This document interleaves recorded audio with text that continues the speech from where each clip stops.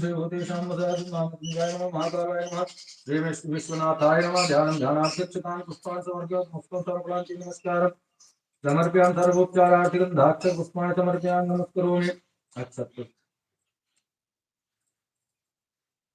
नमो भूतनाथं नमो देवदेवं नमः कालकालं नमो दिव्यतेजं नमः कामभस्मं नमः शान्तशीलं भजे पार्वती वल्लभं नीलकण्ठं भजे पार्वती वल्लभम्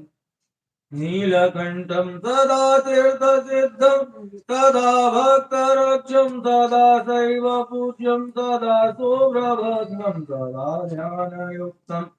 तदा ज्ञानकल्पं भजे पार्वती वल्लभं नीलकण्ठं भजे पार्वती वल्लभं